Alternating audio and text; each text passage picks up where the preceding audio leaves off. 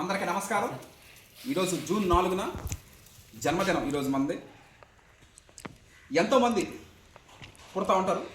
ఏదో ఒక పర్పస్ కోసం ఒక మనిషి జీవితం ప్రారంభిస్తారు. అలాగే వరి సాగు చేయడానికి, రైస్ మిల్లర్ అవ్వడానికి ప్రధానంగా మనం ఈ రంగంలోకి వచ్చినప్పుడు అగ్రికల్చర్ ఫీల్డ్లోకి వరి పండించడం, సిబిఆర్ పద్ధతిలో వరి సాగు చేయడం. వరి సాగు కేవలం 4 నెలలకే పట్టే 4 నెలలు 10 రోజులు అయిపోతుంది. కానీ ఒక రైస్ మిల్లర్గా 365 రోజులు 24 గంటలు 24/7 వర్కింగ్ ఉంటుంది. ఈ విధంగా నాకు అండదండలుగా ఉన్నటువంటి కొంతగాని గంగాధర్ గారికి ప్రత్యేక కృతజ్ఞత తెలియజేస్తున్నాను.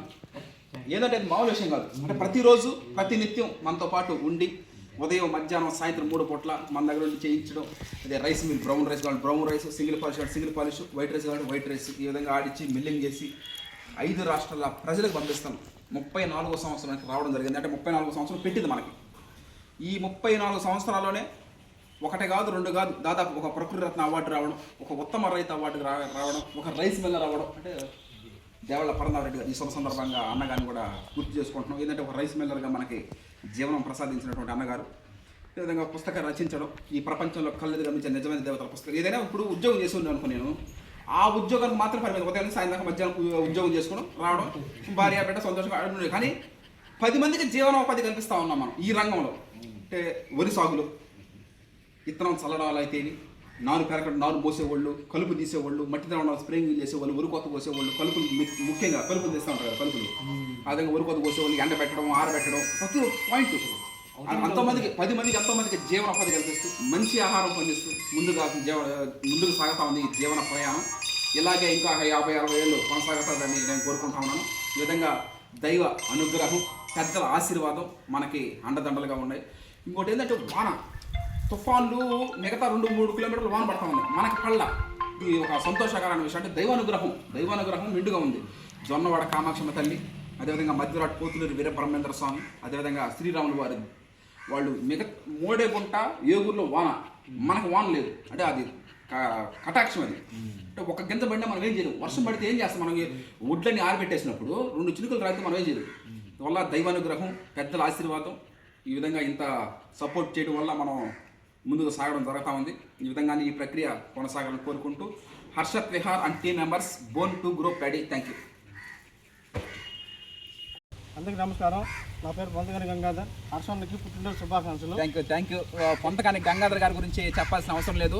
365 రోజుల పాటు మనతో పాటే ఉంటారు. అంటే రైస్ ఆడించడం, brown rice, single polish, white rice, అలా ఉదయం, మధ్యాహ్నం, సాయంత్రం 3 పూట్ల. అదిగాక ఇప్పుడు వరి సాగు చేసేవాళ్ళు, ఇప్పుడు టీమ్ మెంబర్స్లలో చాలామంది ఉంటారు. టీమ్ మెంబర్స్ వరి సాగు చేసినప్పుడు మాత్రమే వాళ్ళు ఉపయోగపడతారు. అంటే ఒక 4 నెలలు 10 రోజులు వాళ్ళకి అయిపోద్ది అంతే, ఇంక వాళ్ళదేం ఉండదు.